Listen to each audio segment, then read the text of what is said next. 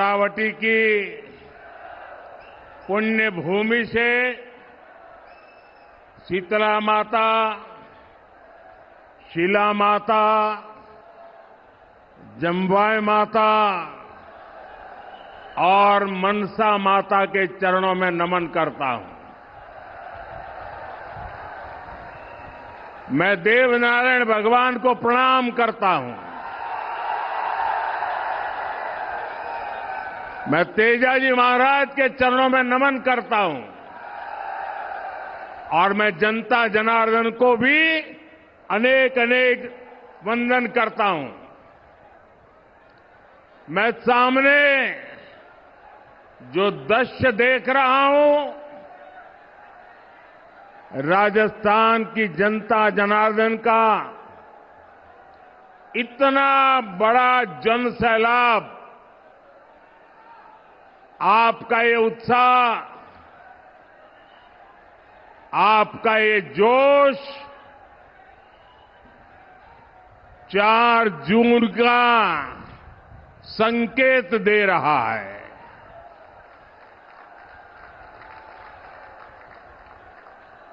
राजस्थान के लोग हमेशा देश की मजबूती के लिए खड़े हैं और जयपुर का जलवा तो मैंने कुछ दिन पहले जब फ्रांस के राष्ट्रपति यहां आए थे, पूरी दुनिया ने जयपुर का मिजाज देखा। साथियों, 2019 में मेरी राजस्थान की पहली चुनावी सभा भी ढूंढाड़ से ही शुरू हुई थी। अब 2024 में भी इसी क्षेत्र से चुनावी सभा की शुरुआत हो रही है और मैं देख रहा हूं आप सबने भी निर्णय कर लिया है। फिर एक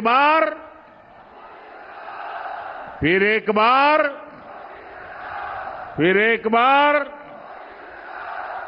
साथियों, 24 के इस चुनाव में देश की सियासत फिर 2 खेमों में बंटी नजर आ रही है। आज एक तरफ राष्ट्र प्रथम का संकल्प लेकर चलने वाली भाजपा है, तो दूसरी तरफ देश को लूटने के मौके तलाशने वाली कांग्रेस पार्टी है। आज एक और देश को परिवार मानने वाले, देश को परिवार मानने वाली भाजपा है, तो दूसरी ओर अपने परिवार को देश से बड़ा मानने वाली कांग्रेस है। आज एक और दुनिया में भारत का गौरव बढ़ाने वाली भाजपा है, तो दूसरी ओर विदेश में जाकर भारत को गाली देने वाली कांग्रेस है। ऐसी देश विरोधी परिवारवादी ताकतों के खिलाफ राजस्थान हमेशा ढाल बनकर के खड़ा रहा है। राजस्थान ने 2014 में बीजेपी को 25 की 25 सीटें दी थी। राजस्थान ने 2019 में भी एनडीए को 25 की 25 सीटें दी थी और अब 2024 में भी राजस्थान 25 की 25 सीटें देने का फैसला कर चुका है।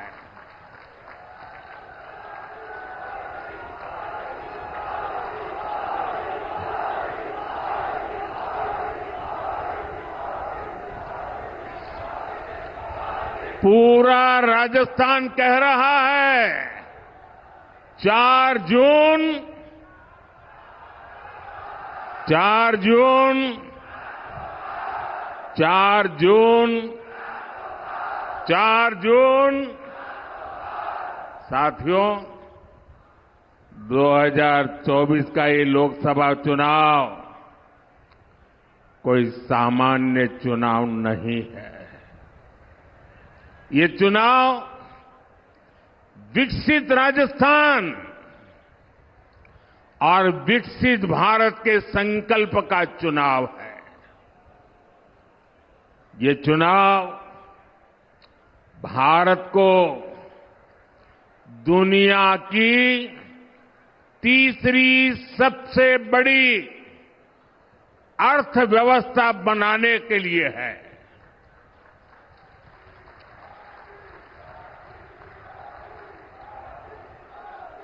ये चुनाव भ्रष्टाचार को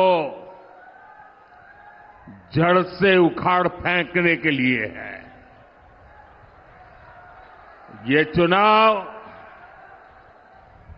आत्मनिर्भर भारत के सपने को पूरा करने के लिए है। ये चुनाव किसानों की समृद्धि के संकल्प का चुनाव है। ये चुनाव घर घर नल से जल पहुंचाने का चुनाव है। लेकिन भाइयों बहनों, कांग्रेस और उसका इंडी गठबंधन देश के लिए नहीं बल्कि अपने स्वार्थ के लिए चुनाव लड़ रहे हैं। ये पहला ऐसा चुनाव है जिसमें परिवारवादी पार्टियां अपने परिवार को बचाने के लिए रैली पर रैली करते जा रहे हैं। ये पहला ऐसा चुनाव है जिसमें सारे भ्रष्टाचारी मिलकर भ्रष्टाचार पर कार्रवाई रोकने के लिए रैली कर रहे हैं। मैं कहता हूं, भ्रष्टाचार हटाओ। वो कहते हैं भ्रष्टाचारी बचाओ। आप मुझे बताइए, भ्रष्टाचार जाना चाहिए कि नहीं जाना चाहिए? भ्रष्टाचार खत्म होना चाहिए कि नहीं होना चाहिए? भ्रष्टाचारियों को सजा मिलनी चाहिए कि नहीं मिलनी चाहिए? वो कहते हैं भ्रष्टाचारियों को बचाओ, मोदी कहता है भ्रष्टाचार हटाओ। निर्णय आपको करना है। इतना ही नहीं साथियों, जनता के दरबार में हार चुका इंडी अलायंस अब कैसे मंसूबे पाल चुका है, इसकी भी झलक लगातार देखने को मिल रही है। ये पहला ऐसा चुनाव है जिसमें कांग्रेस पार्टी के बड़े नेता खुद के चुनाव जीतने की बात नहीं कर रहे हैं। वो जीतेंगे कि नहीं जीतेंगे इस पर मौन रहते हैं, लेकिन वो देश को धमकी दे रहे हैं कि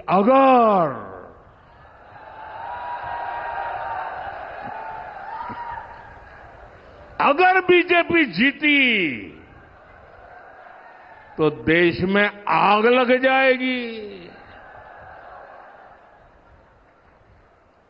भाइयों बहनों, मोदी 10 साल से बैठा है, तुम्हारी लगाई हुई आग को बुझा रहा है।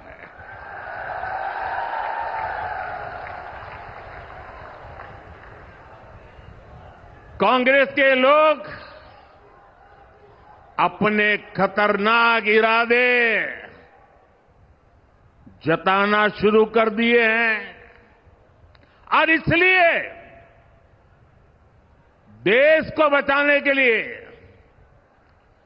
देश का भविष्य बनाने के लिए, आपकी आने वाली पीढ़ी की जिंदगी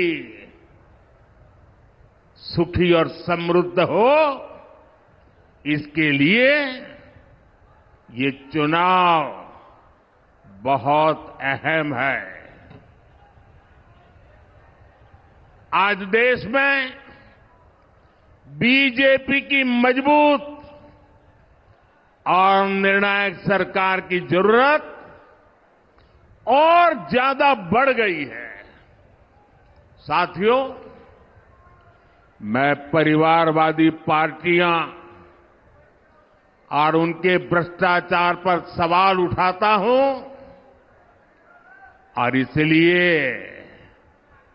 मैं उनके निशाने पर हूं।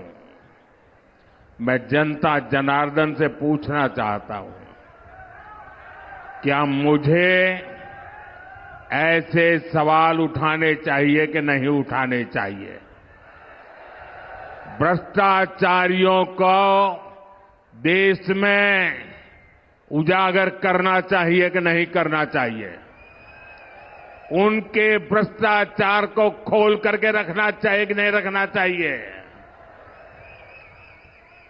वो मुझे गालियां देते हैं और यहां तक कह देते हैं, अरे मोदी का कोई परिवार नहीं है, उसको भ्रष्टाचार की जरूरत नहीं है। तो क्या परिवार है तो आपको भ्रष्टाचार करने का लाइसेंस मिल जाता है क्या?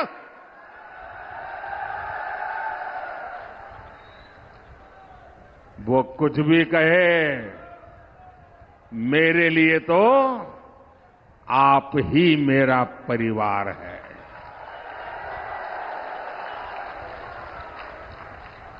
मेरा भारत मेरा परिवार है और मैं राजस्थान की धरती पर, ये वीरों की धरती है, ये जुबान के पक्के लोगों की धरती है।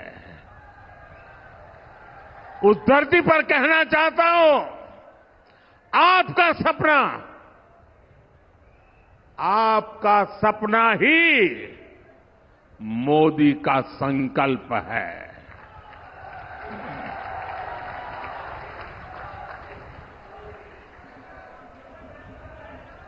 साथियों, पिछली सरकारों ने जिसे पूछा तक नहीं, मोदी ने उसे पूजा है। कांग्रेस ने देश के करोड़ों छोटे किसानों को कभी नहीं पूछा। मोदी ने राजस्थान के 85 लाख से ज्यादा किसानों के बैंक खातों में पीएम किसान सम्मान निधि के करीब करीब 20,000 करोड़ रुपए भेजे हैं। कांग्रेस ने कभी श्रमिकों, मजदूरों को पूछने के लिए उनको फुर्सत नहीं मिली। मोदी ने उन्हें one nation, one ration card की सुविधा दी। उनके लिए पेंशन योजनाएं बनाई।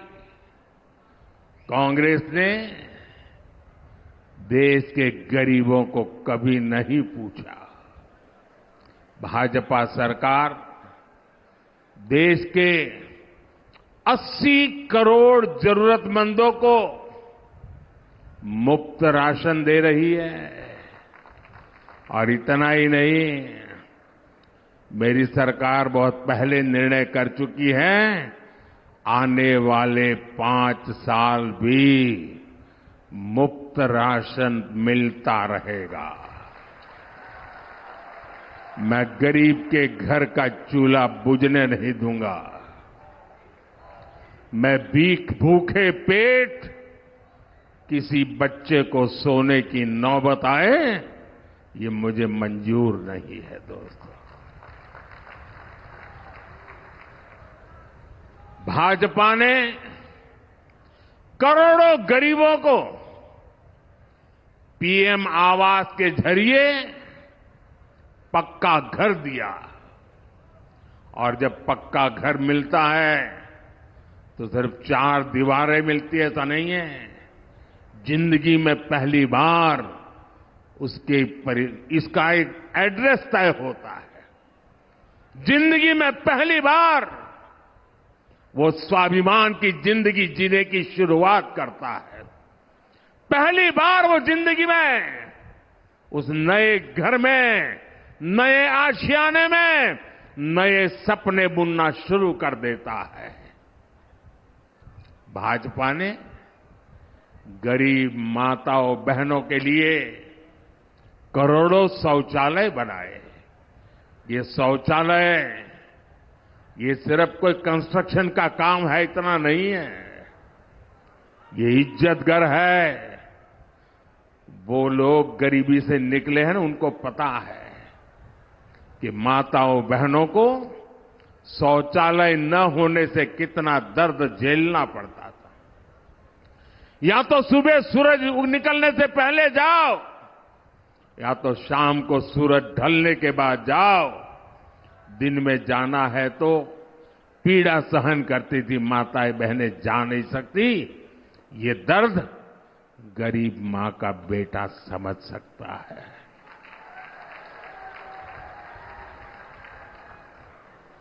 औरों के लिए शौचालय मजाक होगा, मेरे लिए शौचालय के पीछे मिशन मोड पर काम करना माताओं बहनों की इज्जत के साथ जुड़ा हुआ मेरा भावनात्मक नाता रहा हुआ है। भाजपा ने 50 करोड़ से ज्यादा गरीबों के जनधन खाते खुलवाए। भाजपा ने गरीबों को 5 लाख रुपए तक के मुफ्त इलाज के लिए आयुष्मान कार्ड दिए। और जयपुर का कोई व्यक्ति अगर चेन्नई गया और बीमार हो गया तो उसको भी वहां सिर्फ कार्ड काफी होता है। चेन्नई में भी उसको हॉस्पिटल में पूरी मदद मिल जाएगी। साथियों, कांग्रेस सरकारों की उपेक्षा के कारण हमारा तोरावाटी भी विकास के मामले में पीछे छूटता चला गया था। लेकिन कोटपुतली बड़ौदा मेव हाईवे से ये इलाका दिल्ली मुंबई एक्सप्रेसवे से जुड़ने जा रहा है। पूर्वी राजस्थान कैनाल प्रोजेक्ट ईआरसीपी परियोजना को कांग्रेस ने दशकों से लटका कर रखा था। भाजपा सरकार ने हरियाणा से आने वाले यमुना के पानी के मुद्दे को भी हल कर दिया है। इन फैसलों से, इन परियोजनाओं से यहां के लोगों और किसानों को बहुत बड़ा फायदा होगा। ये सारे काम हम इसलिए कर पाए क्योंकि हमारी नीयत सही है। हम ईमानदारी से आपकी सेवा का प्रयास करते हैं। और इसलिए मैं कहता हूं, नीयत सही तो नतीजे सही। साथियों, आज देश में बीजेपी का मतलब है विकास और समाधान, लेकिन कांग्रेस का मतलब है देश की हर बीमारी की जड़। आप देश की कोई भी बड़ी समस्या देखेंगे तो उसकी जड़ में कांग्रेस पार्टी ही नजर आएगी। आजादी के 7 दशकों तक देश में गरीबी रही कांग्रेस की वजह से। भारत को नई टेक्नोलॉजी के लिए, रक्षा सामान के लिए दूसरे देशों की ओर देखना पड़ता था कांग्रेस की वजह से। कांग्रेस ने कभी हमारी सेना को आत्मनिर्भर नहीं होने दिया। कांग्रेस के समय में भारत की पहचान दुनिया के सबसे बड़े हथियार इंपोर्ट करने वाले, हथियार आयात करने वाले देश की थी।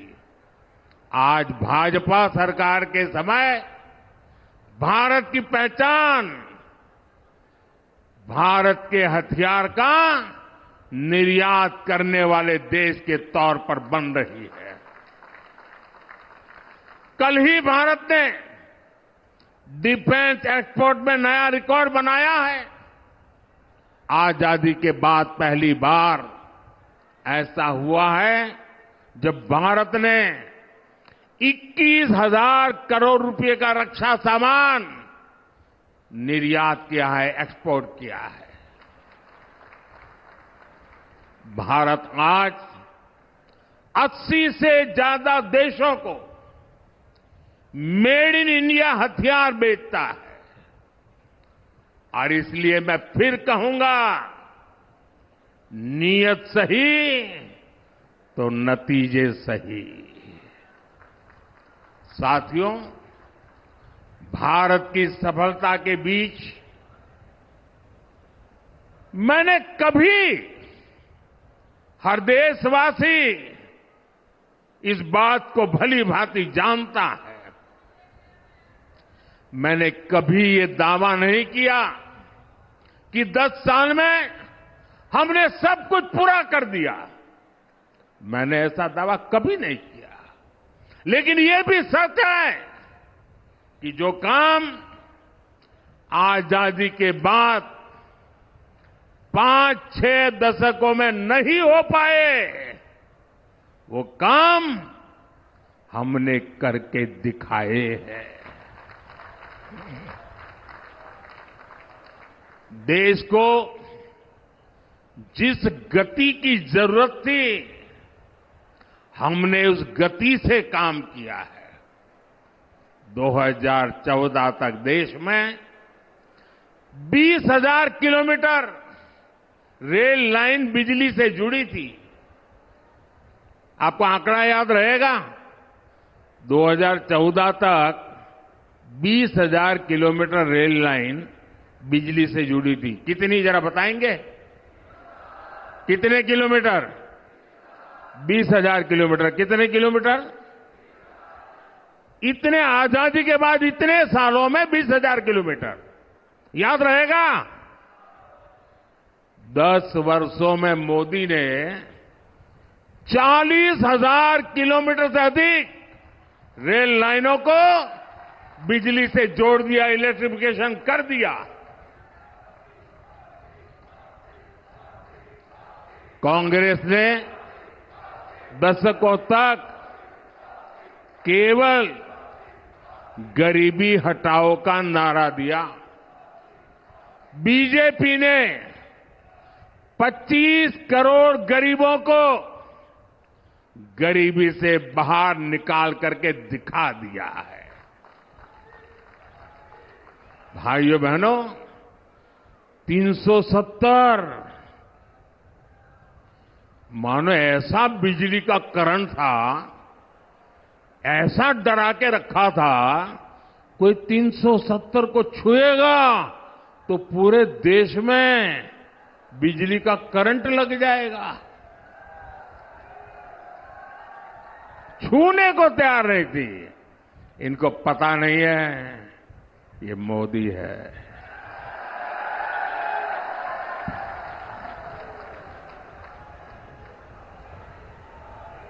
और कश्मीर से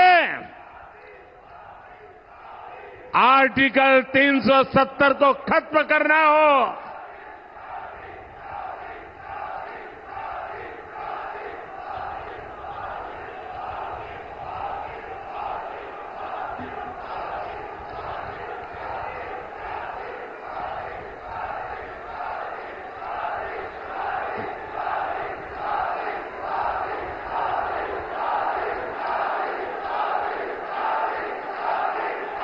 मैं विशेष रूप से माता और बहनों को प्रणाम करता हूं।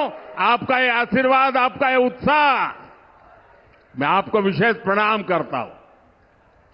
इन लोगों ने सालों तक चलाया। अगर राम मंदिर का नाम भी लोगे